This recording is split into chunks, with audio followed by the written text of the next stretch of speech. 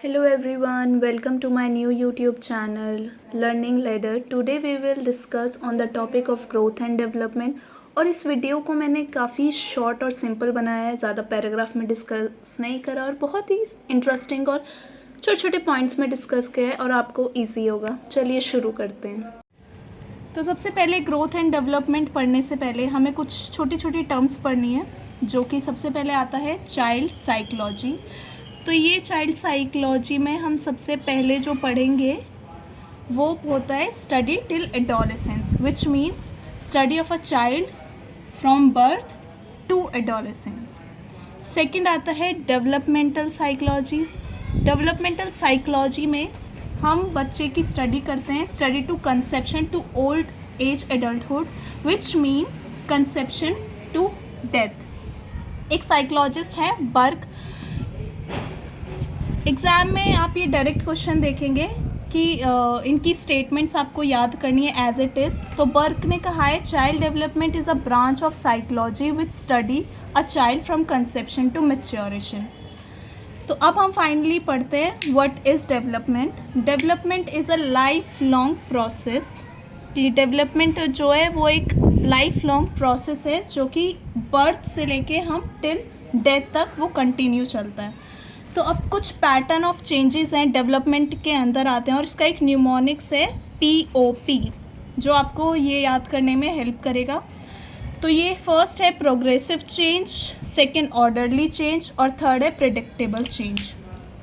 Second point is development is not reversible. Second it is modifiable और change is possible. हम development में modify भी कर सकते हैं और चेंजेस भी कर सकते हैं according to environment. So third point is this is life long process, which means कि जो डेवलपमेंट है वो वॉर्म टू टॉम, मतलब कंसेप्शन टू डेथ तक कंटिन्यू चलता है।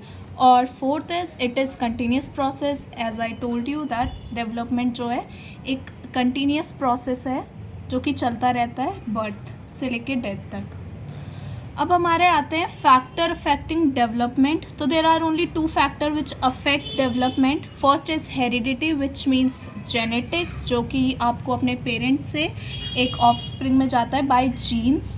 और सेकंड इज़ एनवायरनमेंट। एनवायरनमेंट के अंदर तीन चीज़ आती हैं, एजुकेशन, न्यूट्रिशन, जेंडर। अगर आपकी एजुकेशन अच्छी होगी तो आपका डेवलपमेंट अच्छा होगा। अगर आपके न्यूट्रिशंस आपको प्रॉपर मिलेंगे तो आपकी हेल्थ जो है वो अच्छी होगी और डेवलपमेंट भी अच्छा होगा। एक और साइकोलॉजिस्ट है वुडवर्थ। वुडवर्थ ने एक स्टेटमेंट दी है, both plays an equal role in development. Both यहाँ पे इंडिकेट करता है हेरिडिटी और एनवायरनमेंट को। तो अब हेरिडिटी और एनवायरनमेंट में कुछ डिफरेंसेस हैं, वो पढ़ लेते हैं, जो कि एक दो मार्क्स में कभी कभी एग्ज़ाम में पूछ लिए जाते हैं। Heredity decides how far we can go, like जो आपको पेरेंट्स से आपको जीन्स में मिलते हैं तो वो डिसाइड कर सकते हैं आपकी लाइफ कितनी ज़्यादा चल सकती है। It is also called nature, biological और जेनेटिक एस्पेक्ट। ये एक बायोलॉजिकल और जेनेटिक एस्पेक्ट है। और third is this is fixed. On the other hand environment में पढ़ते हैं, it is also called nurture और it is dynamic. Dynamic means which can change और modified as possible in environment. तो next topic is principle of development. तो कुछ 5 principles हैं development के, जिसमें से फर्स्ट है principle of continuity, which means development is a continuous process which process from birth to death. Second is difference in rate of development. This is important point कि हर किसी बच्चे का डेवलपमेंट जो है वो चेंज होता है, हर किसी बच्चे का डेवलपमेंट जो है वो सेम रेट से नहीं चलता।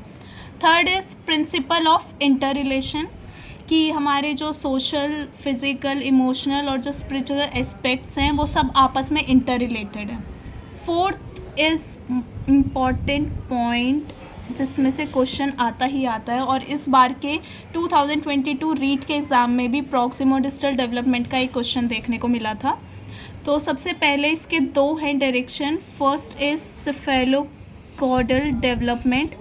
जिसमें से बच्चे का डेवलपमेंट जो है हेड टू टो तक चलता है, तो हम उसको सेफेलोकॉर्डल बोलते हैं। और सेकंड इज प्रॉक्सिमोडिस्टल डेवलपमेंट, जो कि सेंटर टू आउटवर्ड्स डेवलपमेंट होता है। लाइक पाम्स जो हैं पहले होती हैं, फिर फिंगर्स जो हैं बाद में होती हैं, तो हम उसको प्रॉक्सिमोडिस्टल डेवलपमेंट कहते हैं।